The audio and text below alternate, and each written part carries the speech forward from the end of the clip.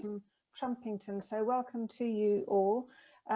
We will move on now to a presentation by Karen Barclay from Anglian Water on the wastewater treatment plant and an overview of the facility, its relocation, new site, timelines and so on. An interesting topic for many of us, but we only have 5 minutes on this, so over to you, Karen.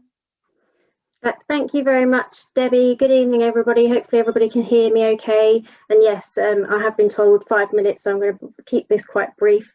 My name's Karen Barclay and I'm leading the Anglian Water's consultation for the Cambridge Wastewater Treatment Plant Relocation Project. So that is quite a mouthful.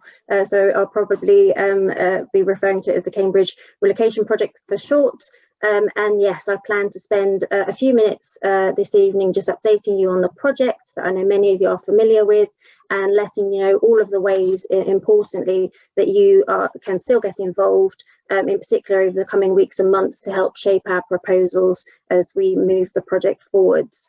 So, and Ryan's also helping me with my slides this evening as well to avoid any technical hitches. So next slide, please, Ryan, would be great. So before I do that, I thought just a brief introduction to Anglian Water for those of you that may not be as familiar with us. So as it says there on the slides, we are the largest water and wastewater company in England by geographic area. We're also the second largest employer in the east of England. And our purpose, which is stated there at the top of that slide, is enshrined in our Articles of Association, and we were one of the first utility companies to do that. And that goes beyond the provision of just essential services. It's very much about serving the communities and the environment. And we also serve one of the fastest growing regions in the UK, as it says over on the right-hand side. And I think the Cambridge Relocation Project is a really good example of the role that Anglian Water can play in enabling that growth. And we'll come on to that in a bit more detail. And we're also guided by long-term goals, which is really important for our business, and they're summarised in those strategic direction statements down there on the left. And they are translated into our 5-year business plans. And the current one that I know many of you may also be familiar with, some of the other initiatives that we are delivering, it is the most significant investment we've made in infrastructure and environmental projects since any of our business plans. So if we can move on, please, Ryan, thank you. First, I thought it was helpful just to underline why Anglian Water is proposing to relocate the existing Cambridge plant. I think you got a really good sense of that from Fiona's presentation just before me. And this image here shows the existing plant. That white boundary there just goes all around the existing plant. So you can see it covers quite a large area. It's been there since Victorian times.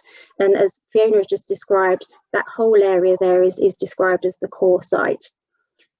As Stephen alluded to earlier and described, that the reason why we are proposing to relocate that is so that Cambridge City Council and South Cambridgeshire District Council can realise their long-held ambition to redevelop the site, which sits in the middle of that, right in the centre of that area action plan area that Stephen showed earlier. And in doing so, we will free up that site, which could provide, as Fiona said, around 5,000 of the 8,000 new homes that are proposed in the Area Action Plan.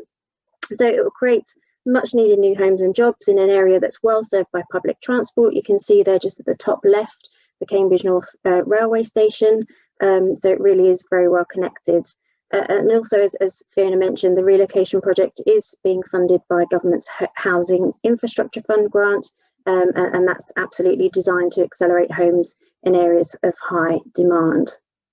So Ryan, if we can go on to the next slide, thank you. So I thought I'd just spend just a couple of moments talking about Anglian Water's vision for the new plant itself, and that really is to build a modern net zero carbon wastewater treatment plant that will continue providing vital services for the community and for the environment, hopefully for as long as the existing one has, recycling water and nutrients, and producing green energy, which the plant does to a degree already, but we absolutely think we can transform that with the new facility, and helping Cambridge to grow sustainably. So our ambition really, as it says there, just goes way beyond just building a new plant. It isn't simply moving the old facility to a new location. We want it to be a state-of-the-art carbon neutral facility that will really utilise Cambridge's wastewater into a valuable source of renewable energy, not only powering the plant, as I've just described, but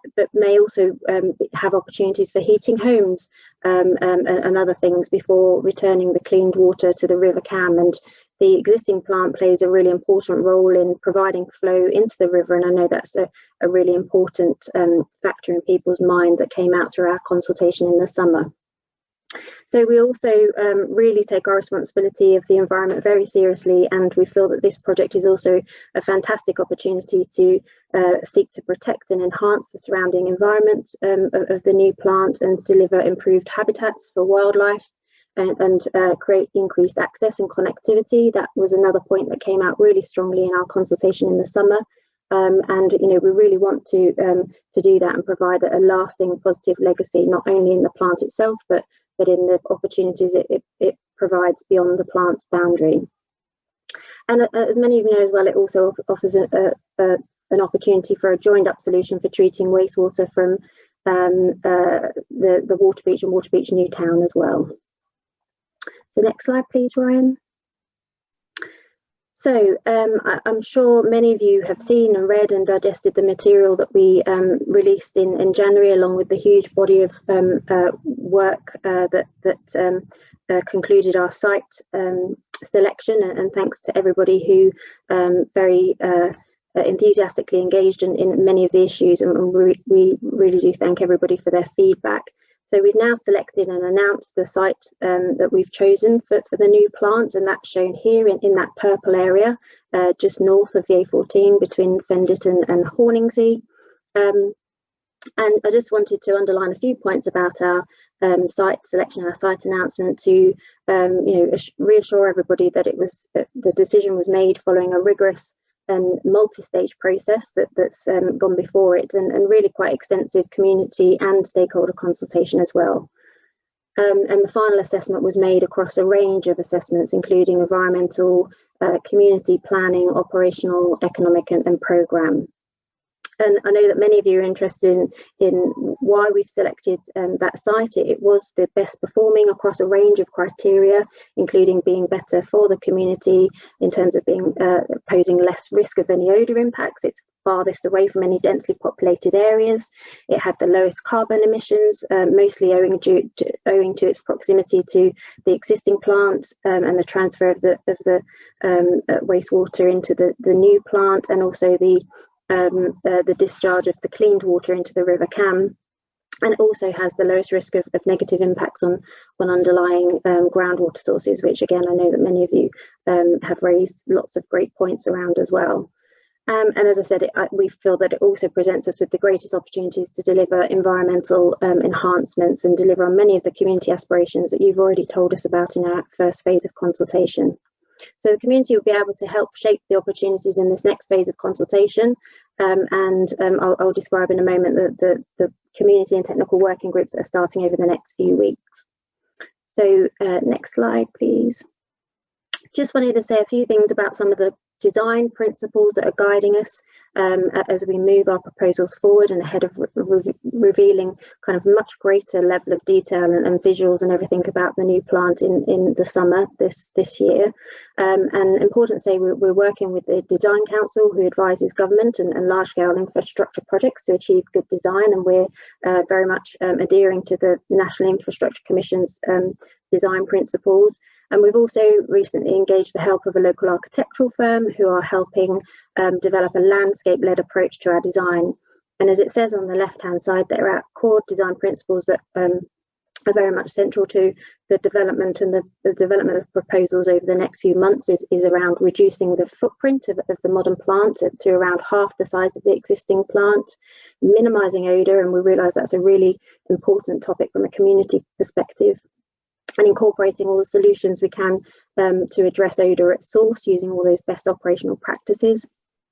Absolutely responding and listening to the needs and aspirations of the local community and other stakeholders, and delivering those environmental landscape enhancements, including new habitats for wildlife, and we hope playing a really great role in increasing biodiversity. And also that final point there about reducing harmful carbon emissions through sustainable design and helping address climate change. And as it says on the infographic on the right hand side, we're looking at sort of sustainable structures and ways that we can do that, and we'll be revealing many more details and options to get everybody's feedback over the coming weeks and months. So the next slide just outlines at a really high level what's next, and our next phase of formal consultation, as I said, begins this summer, and at that point we will be sharing some more detailed proposals and options and asking for everybody's feedback. Ahead of that, we're commencing environmental and ground investigations and surveys that will help inform those design proposals, and as I mentioned earlier, building up to that, we're going to start holding some technical working groups across a range of topics, and also inviting the community to take part in our community working group, so we can start testing some of these options and getting feedback and refining those ahead of the summer consultation. And in the meantime, all of our project communication lines remain open, so if any of you do have any other questions, then please don't hesitate to contact us. And the final slide, I popped on here because one of the questions that I'm commonly asked is if the proposals do move forward, when will the new facility be open? And this timeline just shows the kind of end-to-end timeline that we're working to, and it shows that left-hand block, which is the pre-application sort of scheme preparation phase that we're currently in, and we'll have the next phase of consultation in the summer, and then a further phase of consultation in early 21. As well, so there's going to be lots of opportunities ahead of us to give us feedback and help us refine our proposals before we hope to be able to submit our planning application in the autumn of 22. The application is then considered and examined during the course of 2023, and if granted, we hope to be able to begin construction in 2024, and then obviously, given it's a very significant plant serving a large population, it will take a number of years to construct the site and decommission the existing one and switch over all of the flows to the new sites, and we anticipate that the new site will become operational in around 2028. So thanks everybody, and really happy to take the questions at the end.